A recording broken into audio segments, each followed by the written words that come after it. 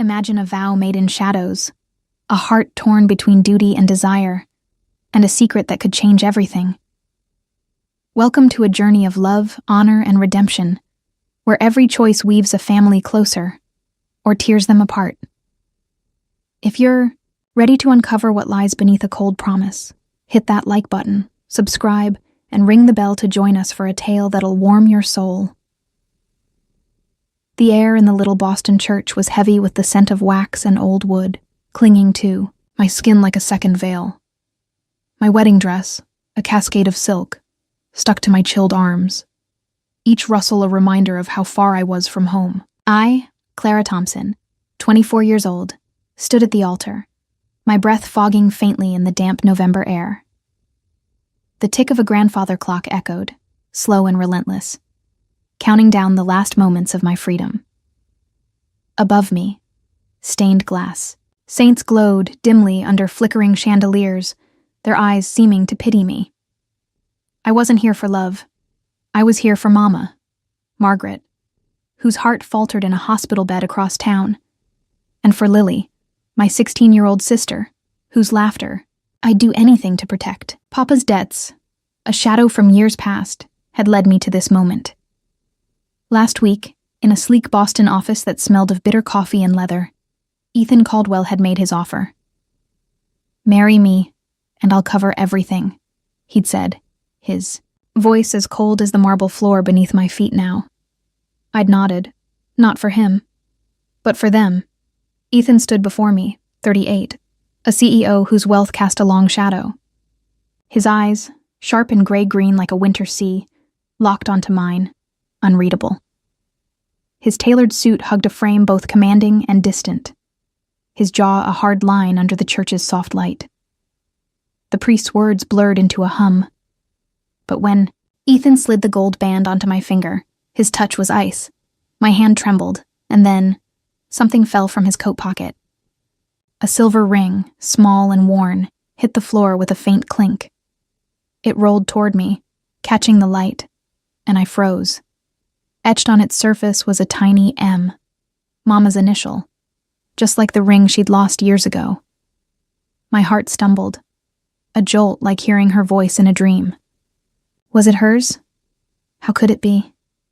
Ethan's gaze flickered, a crack in his composure, and he bent swiftly to retrieve it, his fingers brushing mine. For a moment, I thought I felt them linger. But his face was a mask again, the ring vanishing into his pocket. "You're mine now," he said softly. The words meant for the vow, but they landed like a claim. The congregation, strangers in polished suits, clapped politely, their murmurs filling the void where joy should have been. The drive to his estate was silent, the car's leather seats cold against my back. Outside, Boston's suburbs rolled by bare trees clawing at a gray sky. I clutched a small frame in my lap, a drawing Lily had made, a house with a yellow sun, our family smiling under it. Her pencil strokes, smudged from my touch, were all I had to anchor me. I closed my eyes, and there was Mama, standing in our old kitchen, her faded floral dress swaying as she sang a lullaby, her hands dusted with flour from baking. "Clara, my girl," she'd say, her voice rough but warm. "Family's the thread that holds us tight." The memory wrapped around me, a shield against the man beside me, whose silence was louder than words. Ethan's mansion loomed ahead, a fortress of stone and ivy, its windows glinting like watchful eyes. Inside, the air carried the scent of vanilla from candles and the faint musk of cedar from polished floors. A fire crackled in the grand parlor, but its warmth didn't reach me. Ethan gestured to a velvet chair. "Make yourself at home," he said, his tone clipped, then disappeared down a hall. I sank into the seat, the frame still in my hands, Lily's sun glowing in the firelight. My fingers traced the glass, and I wondered what she was doing now. Probably curled up with a book, her laughter a distant melody I longed to hear. Alone, I let my mind drift back to that silver ring. It couldn't be Mama's, could it? She'd worn it every day, a gift from Papa before things fell apart. "It's my promise to you girls," she'd said, twisting it on her finger. After Papa left, it vanished, like so much else. But the M on Ethan's ring burned in my memory, a whisper of something I couldn't grasp. Why would he have it? Did he know her? Know us, beyond this cold bargain? My chest tightened, a mix of fear and curiosity, like stepping into a story with no ending. I'd never known love, not the kind in books I shelved at the library. My heart belonged to Mama's songs, to Lily's dreams, to the quiet life I'd lost. Yet standing before Ethan, feeling the weight of his gaze, I'd sensed something. A pull. Faint but real, like a tide I didn't dare follow. I shook my head, banishing the thought. This was a deal, nothing more. I was here to save Mama, to keep Lily's sun shining. But as the fire popped, casting shadows across the room, I couldn't shake the image of that ring, glinting like a secret waiting to be told. The clock on the mantel chimed, slow and mournful, marking the start of a life I hadn't chosen. I pressed Lily's drawing to my chest, its edges digging into my palms. Mama's lullaby echoed in my mind, her flower-dusted hands a reminder of what mattered. Whatever Ethan's reasons, whatever that ring meant, I'd hold fast to my family. I wasn't his, not truly, not yet, but in that moment, staring into the flames, I felt the first stirrings of a question. Who was Ethan Caldwell? And why did his shadow feel like it had always known me? The mansion was a cage of whispers, its silence louder than any voice. Each morning, I woke to the faint crackle of the parlor fireplace, its cedar-scented smoke curling through Ethan's home like a restless ghost. The air carried the tang of polished wood and vanilla, clinging to my borrowed dresses, reminding me I was a guest in my own life. Clara Thompson, 24, a wife in name alone, bound by a vow colder than the November frost outside. Ethan was a shadow, gone before dawn, back after midnight, his footsteps echoing down marble halls. Our only exchanges were clipped. "Have you eaten?" he'd ask, his gray-green eyes barely meeting mine, sharp as frost on glass. I'd nod, and he'd vanish, leaving me to wander rooms too grand for comfort. I tried to make sense of him, of this place. The mansion's elegance, velvet drapes, oil paintings of stern faces, felt like a mask, hiding something I couldn't name. At night, I'd sit by the fire, clutching Lily's drawing, its smudged sun a tether to home. I'd trace the lines, remembering Mama's kitchen, where the smell of baking cookies filled the air, her hands dusted with flour as she hummed an old tune. "Clara, love," she'd say, her voice rough like worn cotton. "Family's what keeps us whole." That memory was my anchor, keeping me from sinking into the void of Ethan's world. Days blurred, each one a mirror of the last, until I escaped to Mama's side. The hospital was a short drive from Boston's suburbs, its halls sharp with antiseptic and the steady beep of machines. Mama lay fragile in her bed, her silver hair fanned across the pillow, her skin pale as the sheets. I sat close, brushing, a damp cloth across her forehead, feeling each strand of hair catch on my fingers, like threads slipping from a loom. She stirred, her eyes fluttering open. "Clara," she whispered, her voice a ghost of itself. "You don't have to do this for me." Her words cut deep, but I shook my head, tears prickling. "I'm here because I want to, Mama, for you and Lily." I stayed until dusk, the hospital room dimming as sunlight faded. In her tiny kitchenette, I warmed a plate of cookies from home, their buttery scent wrapping around me like a hug. I could almost see Mama standing there years ago, her apron dusted with sugar, teaching me to roll dough. "It's not the recipe, Clara. It's the love you put in," she'd said, her laugh filling the room. I pressed a cookie to my lips, the taste sweet and fleeting, and promised myself I'd keep her with us, no matter the cost. Back at the mansion, I found a note on the hall table. My name in Ethan's precise script. My pulse quickened. Had he written to me? But it was only a reminder to eat, impersonal as ever. Disappointment stung, sharper than I expected. Why did I care? He was a stranger, a man who'd bought my future with a signature. Yet I couldn't shake the image of that silver ring from our wedding, its M glinting like a question. Did he know Mama? Was there more to this bargain? The next day, Lily's voice broke through my haze, bright and bubbling over the phone. Clara, you won't believe it. Someone sent flowers to Mama's room. Daisies, her favorite, with no name. I froze, picturing Mama's smile, the one that lit up when she'd tend her garden. Who'd do that? I asked, my mind racing. Lily giggled. Maybe a secret admirer. Her laughter was sunlight, warming the cold corners of my heart. I read her a chapter from her favorite book, Anne of Green Gables, my voice soft as I mimicked Anne's dreams. Keep shining, Lily, I said before hanging up, her words lingering like a melody. That evening, I drove to the hospital again, needing Mama's warmth. The flowers were there, a cluster of daisies in a simple vase, their petals soft under my touch. I leaned closer, inhaling their faint sweetness, and something slipped from the stems, a folded note, creased and small. My fingers trembled as I opened it. In neat script, it read, "For Margaret." No signature, but my heart thudded. Ethan. It had to be. Why would he hide it? The question gnawed at me, sharp and insistent, like a key turning in a locked door. I stepped outside, the night air crisp, streetlights casting pools of gold on the pavement. And there he was, Ethan, leaning against his car, his coat damp with mist. He hadn't seen me yet, his face half lit, softer than I'd ever seen it.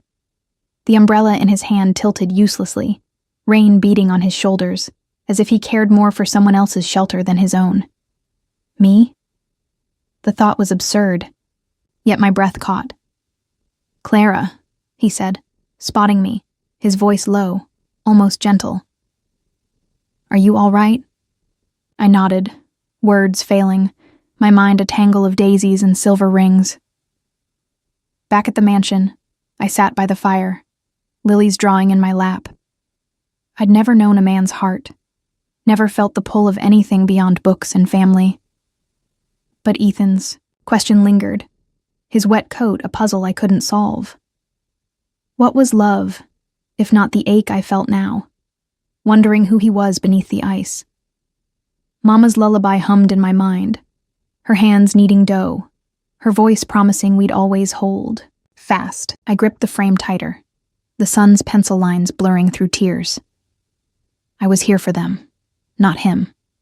But as the flames danced, I wondered if Ethan's kindness, hidden, unspoken, was the first thread of something new, stitching us together, in ways I wasn't ready to name. The hospital room was a cocoon of quiet, broken only by the soft beep of Mama's heart monitor, a rhythm both fragile and fierce. I sat beside her bed, the air thick with antiseptic, and the faint sweetness of daisies from that mysterious bouquet. My fingers brushed Mama's hand, her skin cool, her silver hair catching the dim light like threads of moonlight. Clara Thompson. 24, a daughter first, a wife second. I clung to these moments, afraid each might be the last. Outside, Boston's November dusk painted the sky in grays, but here, with Mama, I sought the warmth I'd lost in Ethan's cold mansion. Yesterday's discovery, the note in the flowers, for Margaret, in Ethan's careful script, still churned in my mind. Why had he sent them? Why hide it? The silver ring from our wedding, etched with Mama's M, haunted me too, a puzzle piece that didn't fit. I wanted to ask her, to unravel the threads, but her eyes were heavy, her breath shallow. Instead, I adjusted her blanket, remembering how she'd tucked me in as a girl, her hands smelling of cookie dough and love. Clara, My girl, she'd say in our kitchen, her voice rough like gravel. Honesty's the only way to live. That memory steadied me, a promise I'd keep, no matter what Ethan's secrets held. Then she stirred, her gaze finding mine, clouded, but sharp. "Clara," she whispered, her words a labored thread. "There's something you should know." I leaned closer, heart pounding. "Your father. He worked for Ethan's father, years ago. They accused him of stealing, cast him out. It broke us." Her voice cracked, and I froze, the room tilting. "Papa, a ghost in our lives, blamed for a crime?" "Don't trust anyone, Clara," she added, her hand squeezing mine, frail but fierce. "Not even him." The words landed like stones, heavy with doubt. Was Ethan's marriage to me a twisted debt, a way to settle old scores? I drove back to the mansion, Mama's warning looping in my head, the city lights blurring through tears. The scent of rain clung to my coat, sharp and cold like the truth I now carried. Ethan knew my family's shame. Did he pity me, or worse, plan this all along? The silver ring, the daisies, were they pieces of a game? I'd never known love, only the safety of books and Mama's lullabies. But now my heart trembled, caught between fear and a flicker of something else, a longing to believe Ethan was more than his silence. Morning brought no answers, only resolve. I couldn't stay in shadows. Ethan's office was in downtown Boston, a tower of glass and steel, its lobby cold with marble and the faint hum of wealth. I stepped into his suite, the air thick with the smell of old paper and brewed coffee, sharp enough to sting my eyes. He stood behind his desk, framed by a window overlooking the city, his suit crisp, his gray-green eyes narrowing as I entered. "Clara," he said, voice low. "What's this about?" I gripped the chair before me, its leather creaking under, my fingers, my breath uneven. "What do you know about my father?" I asked, the words spilling out, raw and unsteady. He stilled, a flicker crossing his face. Surprise or guilt? "Your father," he said slowly, "worked for mine. There was a misunderstanding." My hands tightened, knuckles whitening. "A misunderstanding?" I echoed, voice rising. "They called him a thief, Ethan. It destroyed him. Destroyed us. Did you know?" The room felt smaller, the coffee's bitterness choking me. He stepped closer, his shadow falling over me. "Yes," he admitted, his voice softer now. "But my father was wrong. I've been paying your family's debts for years, Clara. Not for this marriage. For him." The words hit like a wave, washing away my anger, leaving shame in its wake. I sank into the chair, my legs unsteady. He'd known, and he'd tried to fix it, long before I stood in that church. "Why didn't you tell me?" I whispered, tears burning. He knelt before me, closer than ever, his eyes no longer cold, but still like a lake after a storm. "Because it wasn't about gratitude," he said. "It was about honor." Before I could speak, the door opened.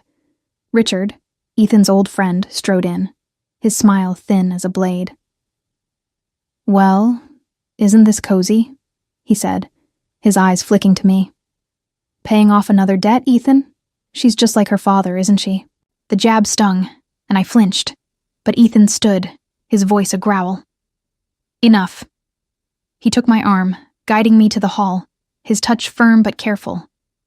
Outside, under the office's harsh lights, he faced me, his breath visible in the chill. "I don't care what anyone thinks, Clara," he said, his voice low, urgent. "You're not a debt." His fingers brushed mine, slow and deliberate, a warmth that lingered like a promise. I left, my heart a tangle of guilt and hope. Back at the hospital, I sat with Mama, her hand cold in mine, the daisies wilting beside her. "I met him today." I said softly, as if confessing a dream. He's not what I thought.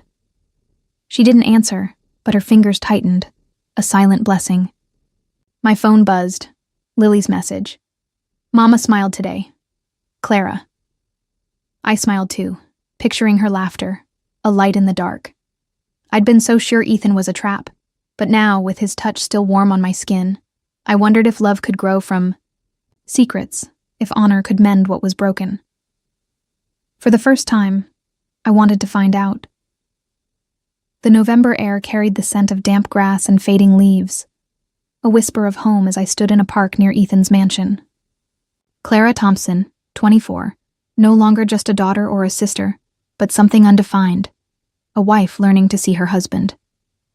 Ethan had surprised me, suggesting we bring Lily here, her laughter now ringing across the field as she chased I. Stray butterfly. The sun hung low, its golden light weaving through her curls, and for a moment, I felt Mama's warmth, as if she were here, watching us under the same sky. I clutched the edge of my scarf, the wool soft against my fingers, grounding me in this fragile new world. Ethan stood beside me, his gray-green eyes softer than I'd ever seen, tracing Lily's path.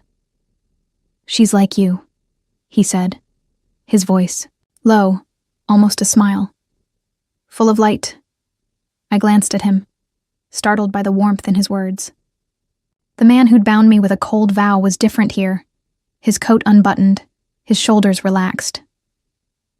Tell me something about you, I said, bold in the open air. He hesitated, then spoke, his breath visible in the chill. My mother, she left when I was young. Couldn't handle the pressure of my father's world. His gaze drifted to the horizon, and I saw a boy in his eyes, one who'd lost more than he'd admit. I don't want that for you, Clara, he added, meeting my gaze, steady and unguarded. My chest tightened, a flicker of trust sparking. I wanted to share something too, to bridge the gap. Mama taught me to watch sunsets, I said, pointing, to the sky, now streaked with pink and gold. She said they remind us to let go of the day's hurts. Ethan's lips curved, a rare half-smile, and we stood there, the park alive with Lily's giggles and the rustle of leaves underfoot. She ran to us, her cheeks flushed, pressing a dandelion into my hand.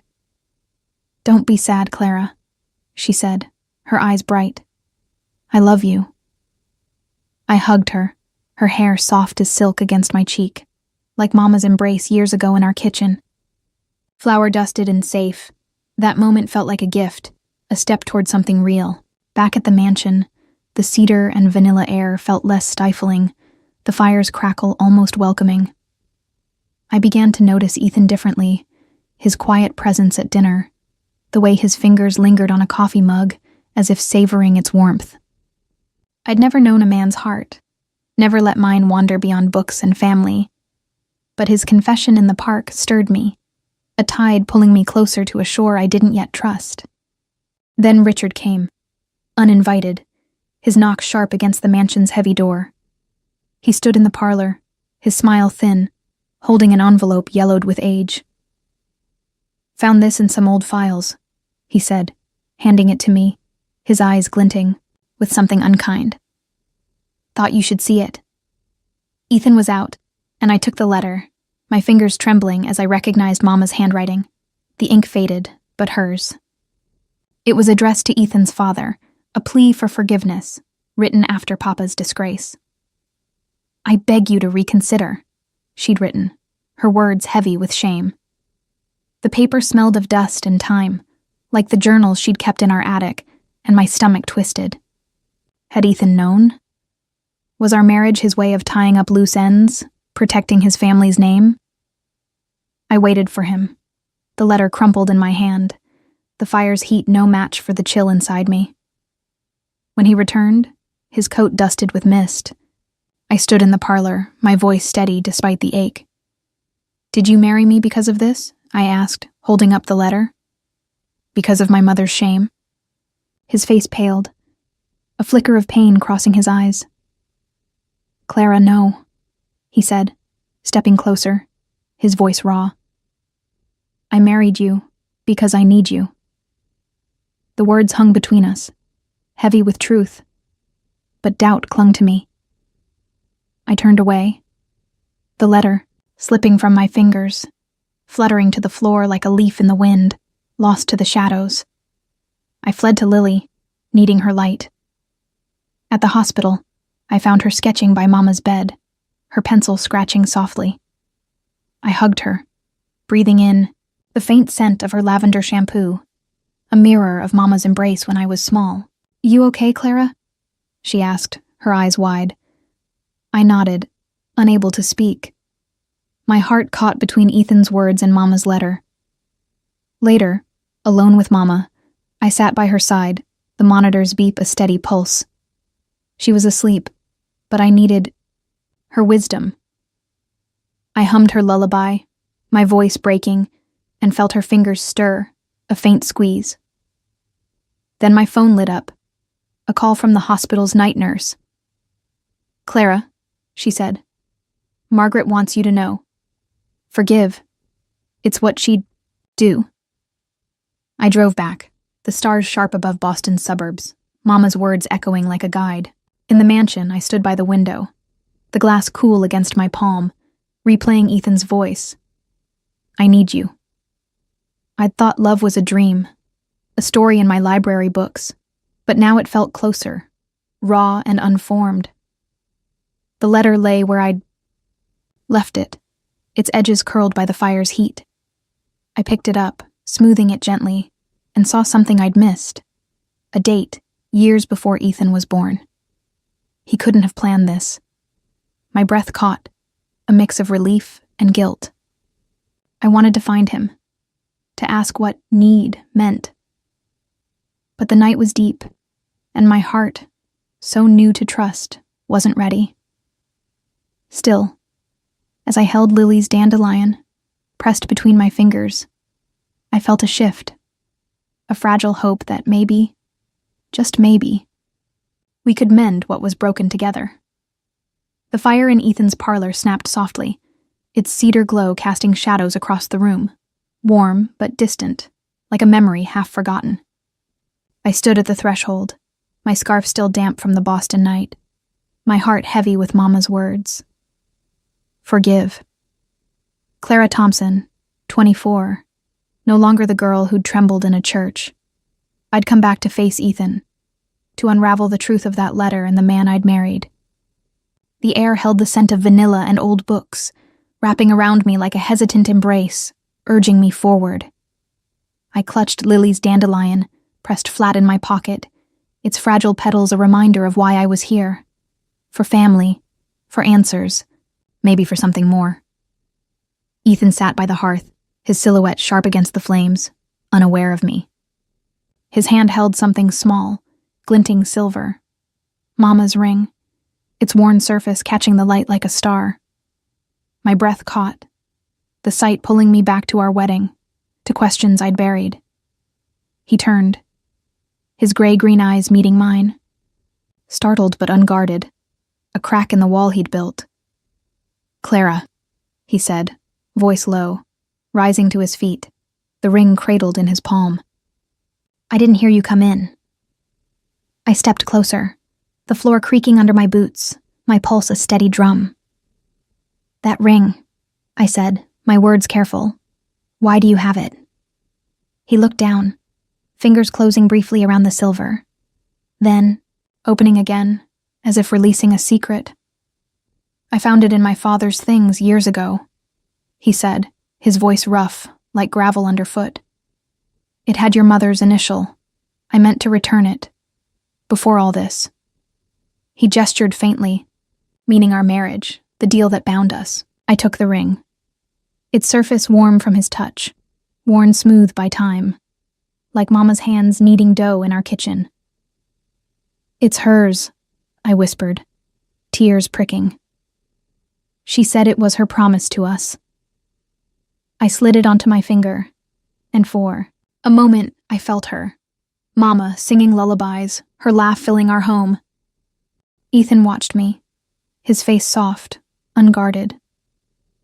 I kept it because it felt important, he said. Like you. The words landed gently, but I needed more. I set the ring on the mantel, my fingers lingering on its warmth, and faced him. The letter? I said, voice trembling. I thought you married me to fix your father's mistakes. He stepped closer, close enough that I smelled the faint cedar on his coat, his eyes searching mine. Clara, I married you because I couldn't look away. From the moment I saw you, I needed you. Not for honor, but for me. I froze. My breath shallow. His confession a tide pulling me under. Needed me? I'd never been needed. Not like this. Not beyond Mama's care or Lily's smiles. I wanted to speak, but my throat tightened. Memories of our park day. His smile, Lily's laughter, mixing with Mama's plea to forgive. I took a step back, needing air, but Ethan caught my hand, his touch steady, warm. Please, he said. Voice breaking. Don't run. I didn't. I let his warmth seep into me. And then, without thinking, I leaned into him, my cheek against his chest, his heartbeat a quiet rhythm under my ear. I need you too, Ethan, I whispered, the words raw, true. We stood there, the fire's glow wrapping us, until I pulled back, my eyes wet but clear. Come with me, I said, a sudden certainty guiding me. The hospital was a short drive, the night air sharp with frost, streetlights blurring past. Inside Mama's room, the daisies still stood, their petals curling but bright. She lay asleep, her face peaceful, and I knelt beside her, taking her hand, cool and soft. Ethan stood, behind me, silent, but I felt him there, a presence I no longer feared. I reached for the tray, pouring tea from a thermos I'd brought, its chamomile scent mingling with the hospital's sterile air, a echo of Mama's kitchen, where coffee and cookies meant love. Margaret, Ethan said softly, stepping forward, you raised someone extraordinary. Mama's eyes fluttered open and she smiled, faint but real. Happiness is forgiveness, Clara, she said, her voice a thread, but strong. She squeezed my hand, then Ethan's, her blessing a bridge between us. Lily burst in, her sketchbook tucked under her arm, her voice a chime. Clara, Ethan. She paused, then sang a snippet of Mama's lullaby, her pitch wobbly but pure, and we laughed, the sound lightening the room like dawn. Later, in the hospital's dim hall, Ethan handed me a small book, its leather cover worn, pages yellowed. Your mother's, he said, almost shy. I found it with the ring. She wrote about you, Clara, her pride, her dreams.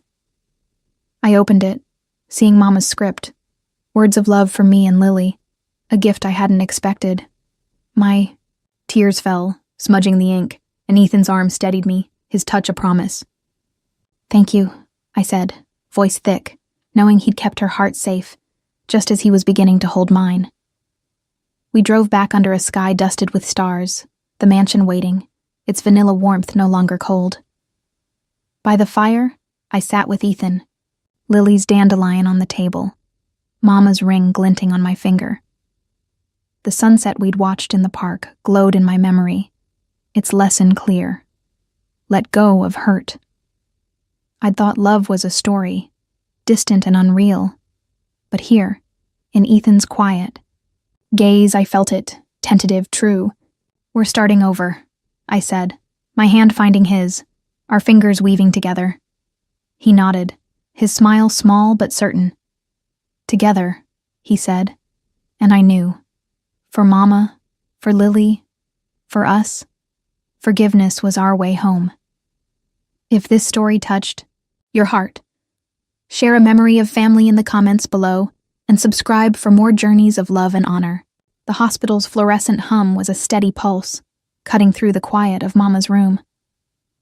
I sat by her side, the air sharp with antiseptic, softened only by the faint chamomile from a thermos I'd brought.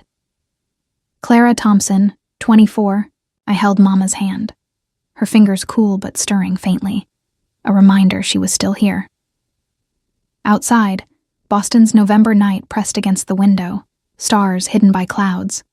But inside, I clung to the warmth of Ethan's confession. His words, "I need you," still echoing like a lullaby I was learning to trust. Yet doubt lingered, a shadow cast by the silver ring on my finger. Mama's journal now tucked in my bag, its pages heavy with her love and my questions. Ethan had opened a door, but I sensed others remained locked. That afternoon, Richard, his old friend with a smile like a blade, had found me at the mansion, his words sharp. "Did Ethan tell you he could have saved your father?" he'd said, leaning close, his cologne cloying.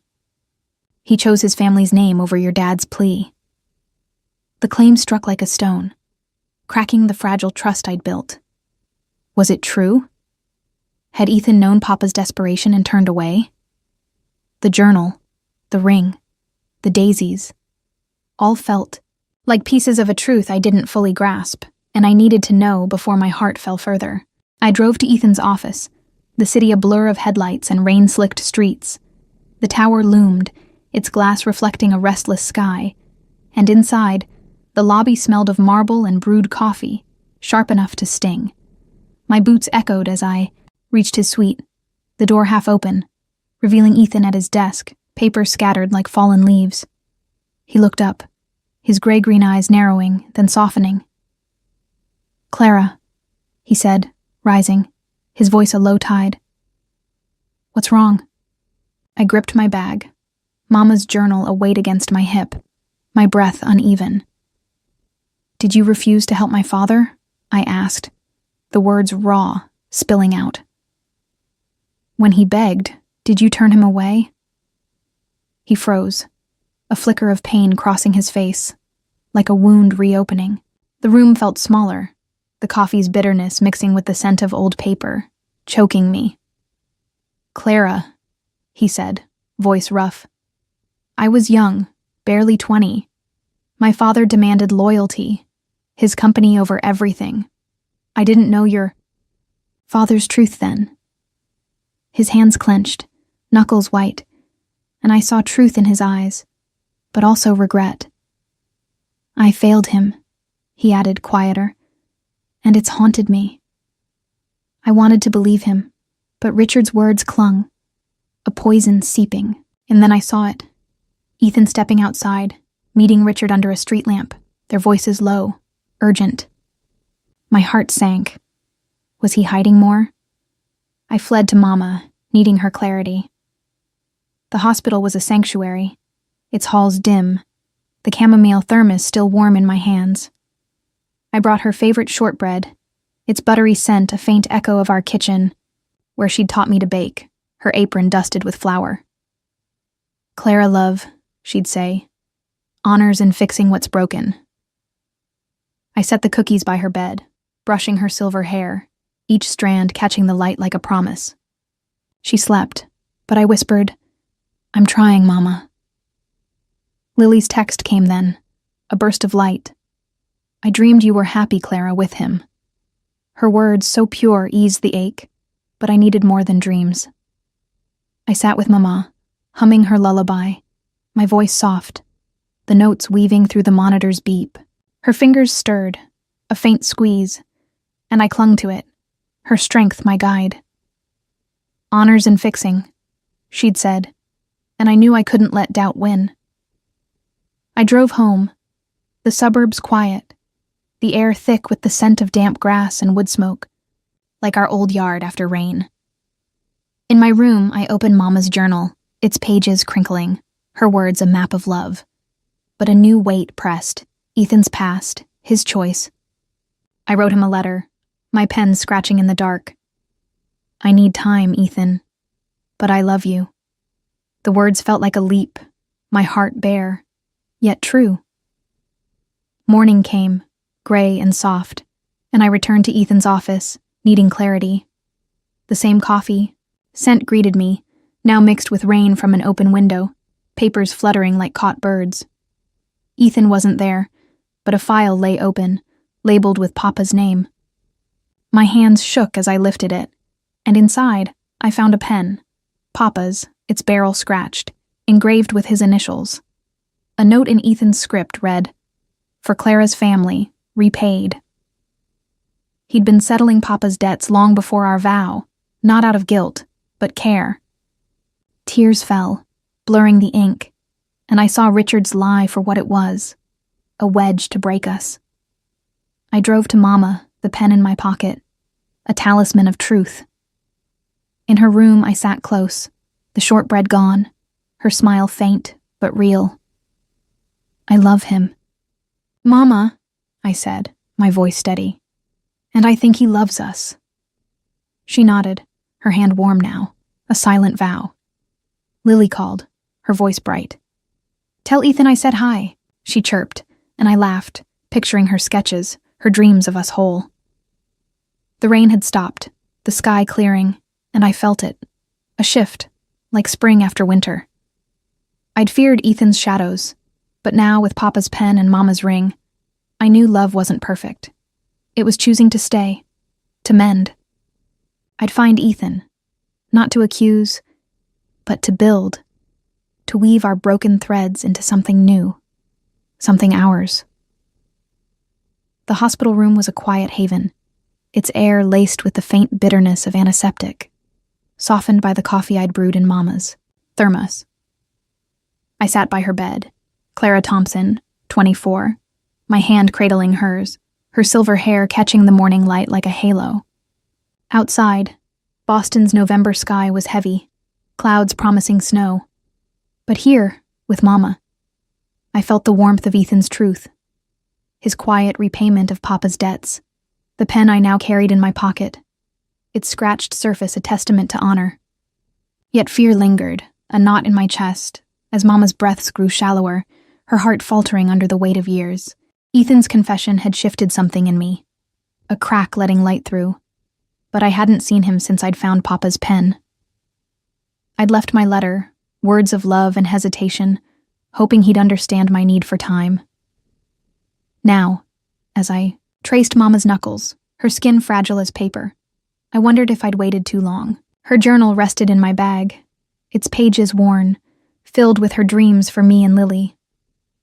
I hummed her lullaby, soft and low, the notes blending with the monitor's beep, a fragile harmony. "Clara, love," she'd said in our kitchen, her apron, dusted with flour. "Honors in doing right no matter the cost." I wanted to live that truth, for her, for us. A knock broke my reverie. Ethan, standing in the doorway, his coat flecked with frost, his gray-green eyes red-rimmed, as if sleep had eluded him. "Clara," he said, voice rough, holding a folder, its edges curling like old promises. "I need you to see this." I stood, my scarf slipping to the floor, the coffee's warmth fading in my hands. He stepped closer, the folder trembling slightly. "It's your family's house," he said, opening it to reveal deeds, stamped and final. "The one your mother loved. I bought it back. For you. For her." My breath caught, picturing our old porch, Mama's roses climbing the rails, their scent sweet in summer evenings. "Why?" I asked, voice barely a whisper, the room tilting. "Because I've taken too much," he said, eyes dropping, "and given too little. I turned away. From your father once, Clara. I won't fail you now." The words carried weight, a sacrifice I hadn't seen. Lily's text from yesterday flashed in my mind. "He's good, Clara." And I realized he'd let go of something big, maybe a deal, a piece of his empire, to right this wrong. I reached for the folder, my fingers brushing his, warm, despite the chill, and saw the cost in his tired gaze. Mama stirred then, her monitor spiking, a sharp beep slicing the air. My heart lurched, and I was at her side, Ethan a steady presence behind me. The nurse rushed in, but Mama's eyes opened, faint but fierce. "Clara," she whispered, You've made me proud." Her words were a lifeline, pulling me through panic. I poured coffee from the thermos, its bitter steam rising, a ritual from our kitchen where Mama taught me to brew, her laugh filling the gaps.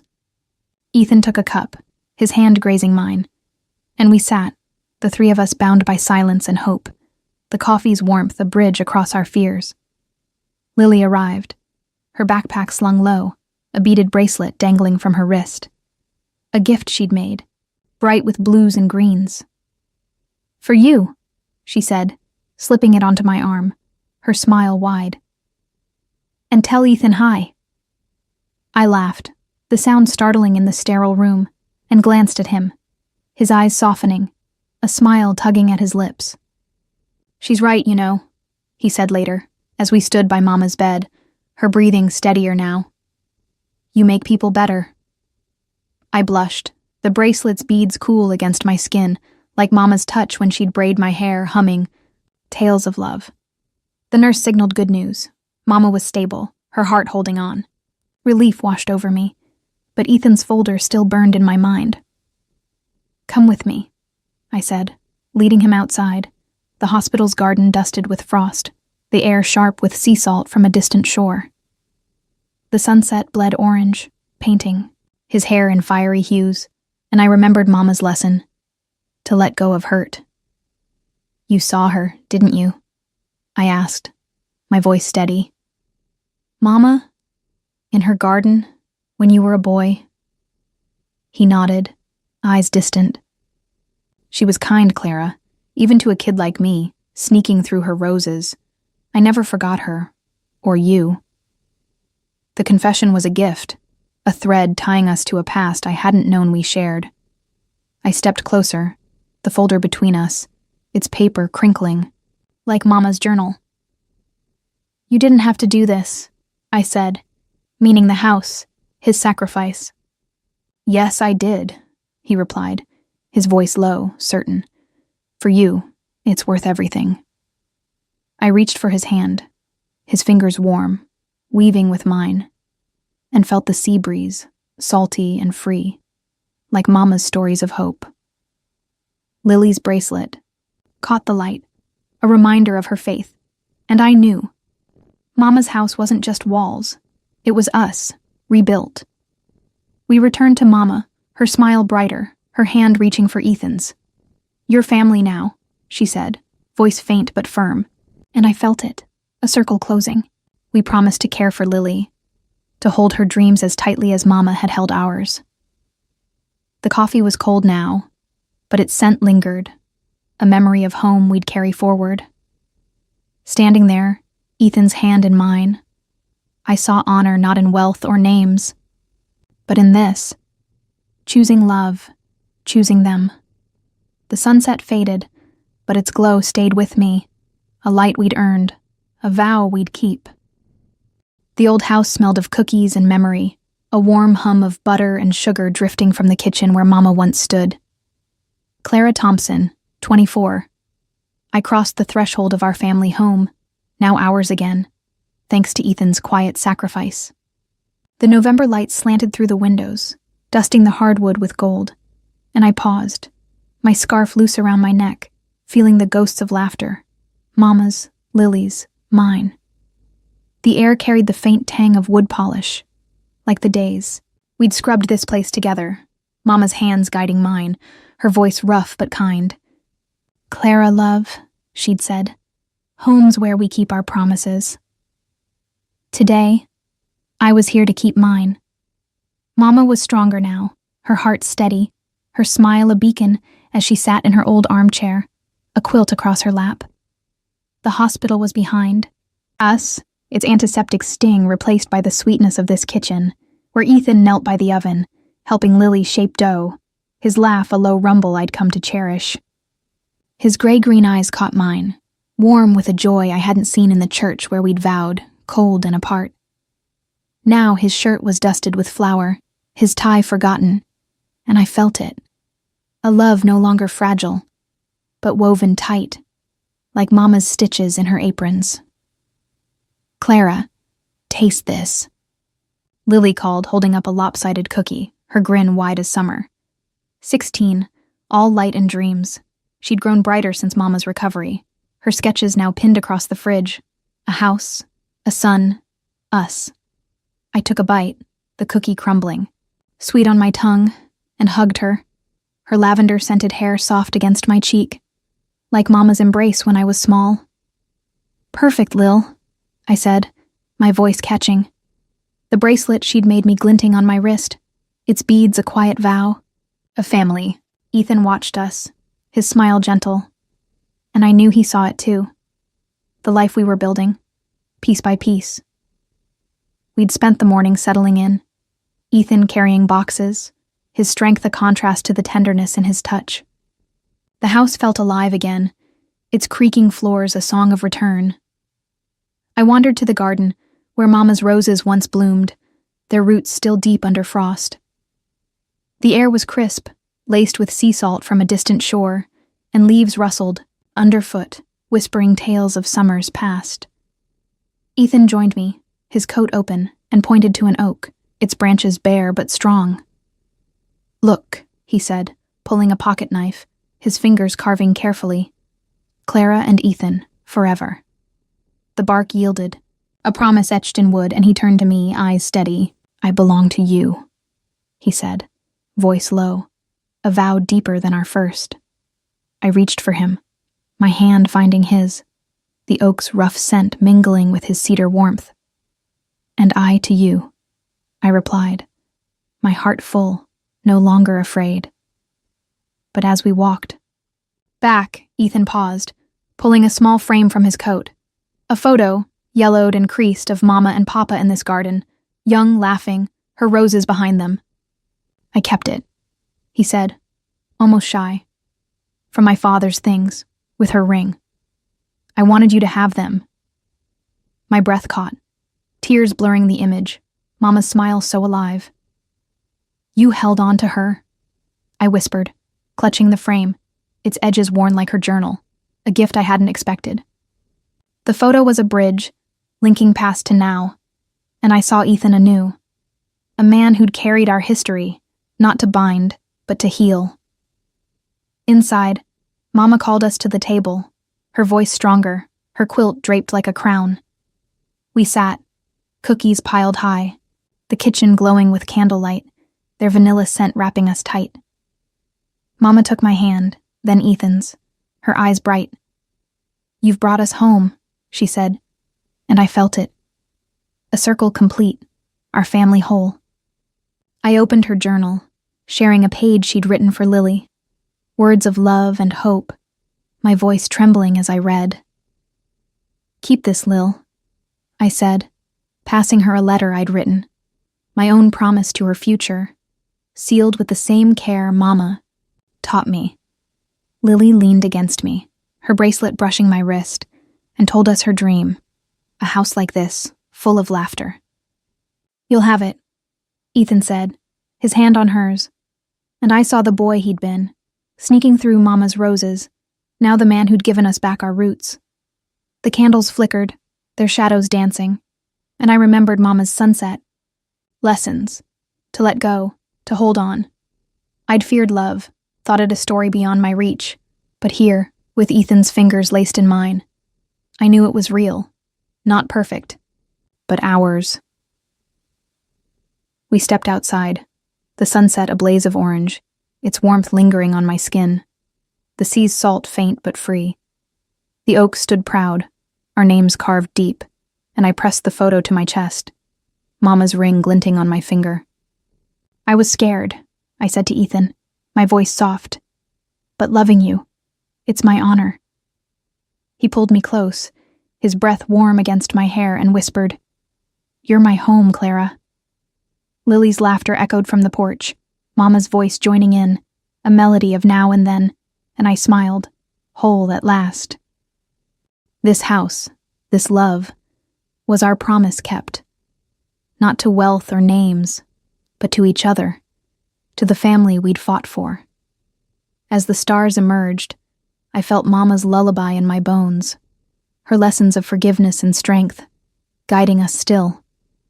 We'd weathered shadows, stitched our wounds, and found light, together, forever. If this story warmed your heart, share a memory of home in the comments below, and subscribe for more tales of love and family.